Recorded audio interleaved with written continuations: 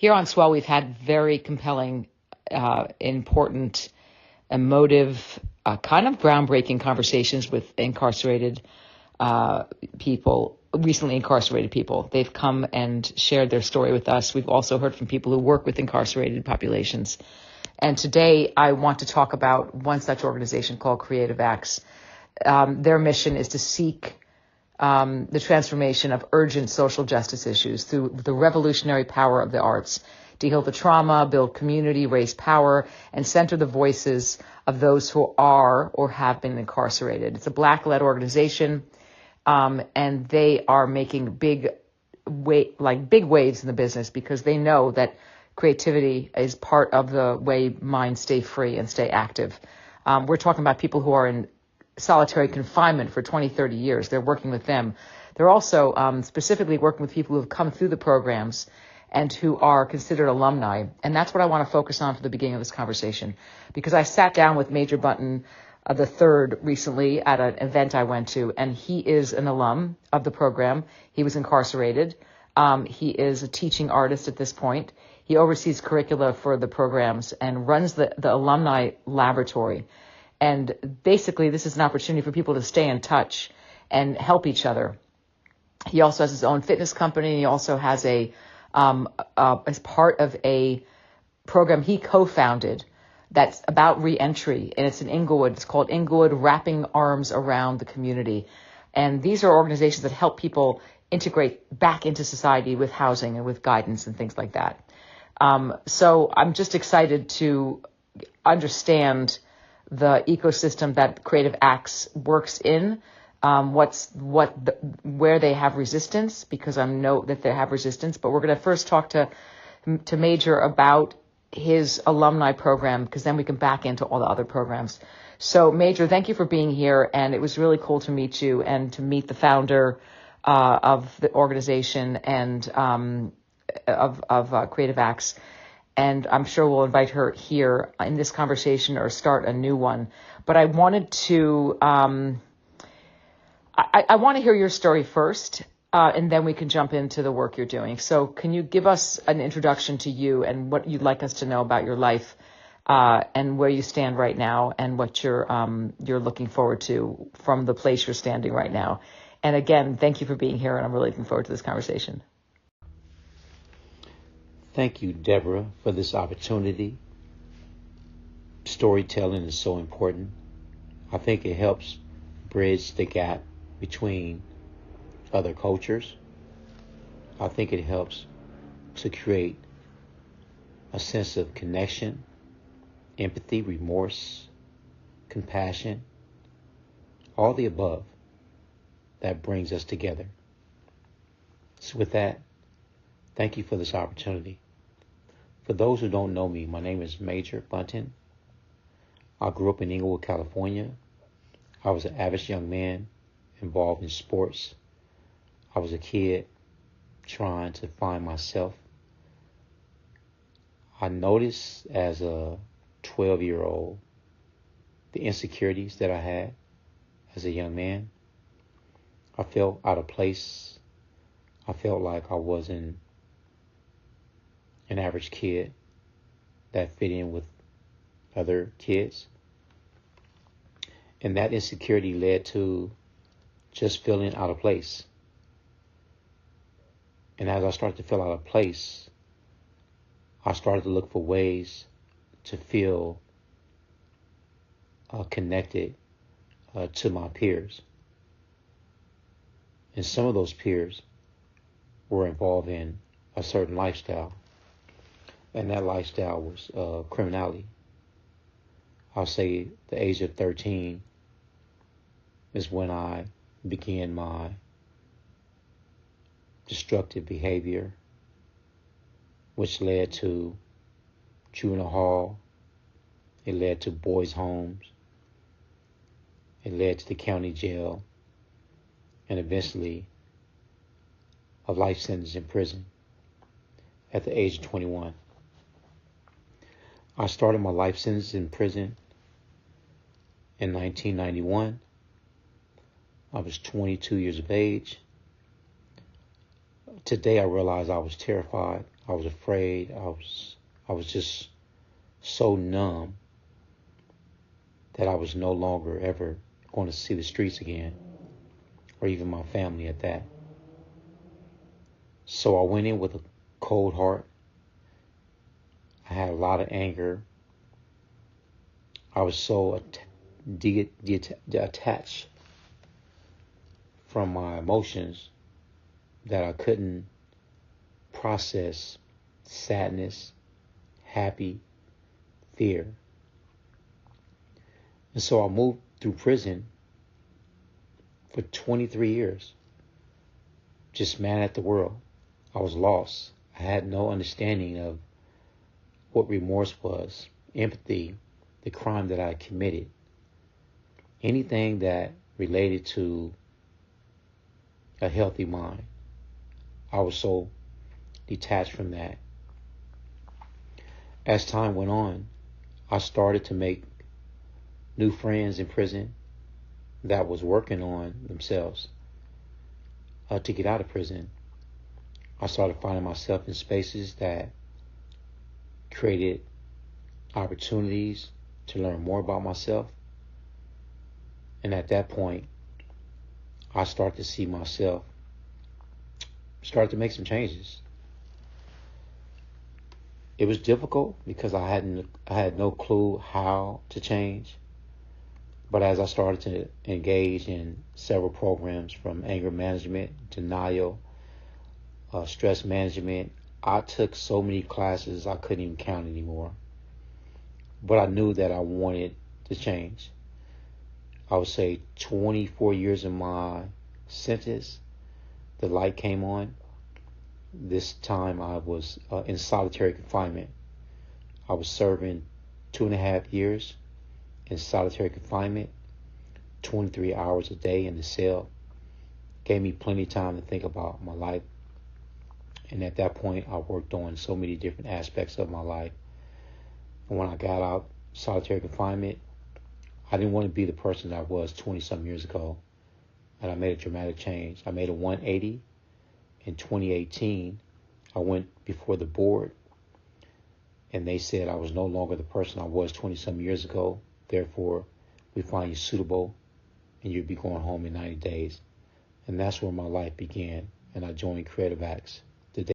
Major, it's so good to hear your voice and to hear your story. And I want to jump into the experience you had with Creative Acts coming into your life while you were in solitary confinement. Can you explain to us the introduction to the organization, to the experience, and then let us know also from that experience how it created your understanding of what you can do on the outside with other people who are now considered alumni to Creative Acts, because that's what I want to focus on, is this alumni group and how we can get to know them here and how we could swap stories and dig in and help everybody understand what the work you're doing is and the importance of it.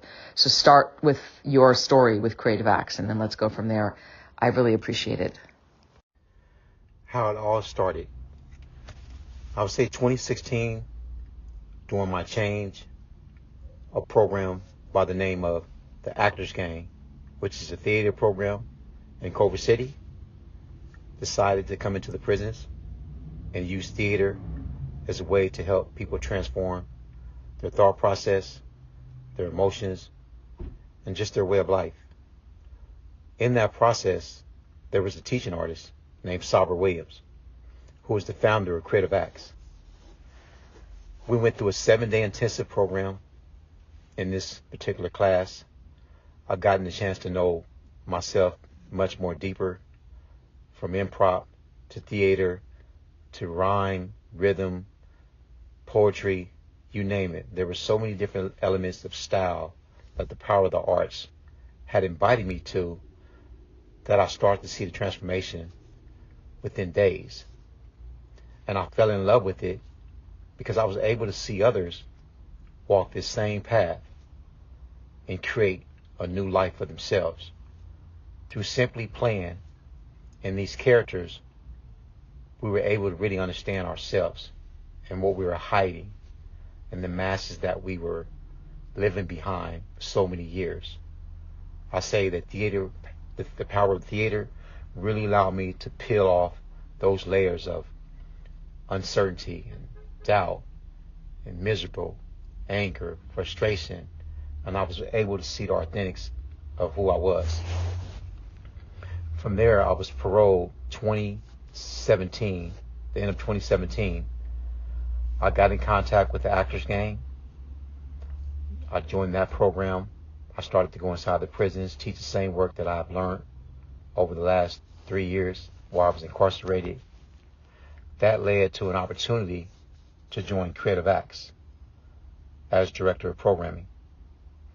I couldn't pass it up. It was a great opportunity for me to explore, use some of my experience in that space to create content. And from there, we decided to create the Alumni Lab, which are 15 formerly incarcerated men and women who sit in a space once a month to figure out some of the elements, some of the distractions, some of the things that we had to experience throughout our journey in prison. And we used those ideas to create new content. So for Creative Acts, we're like the brain trust for the program. And we've been doing this for the last 2 years. It's been definitely helpful for those who are incarcerated because it's definitely relatable. When they see people like us, it's a sense of accomplishment for themselves, a sense of hope, and more importantly, just a feel for the world. Major, what an extraordinary connection you had with Sabra, and how beautiful you had that follow through to go back, and that you're running the alum program now. I think there's like 15 people in the program so far. Can you explain the mission of the alumni program within the organization?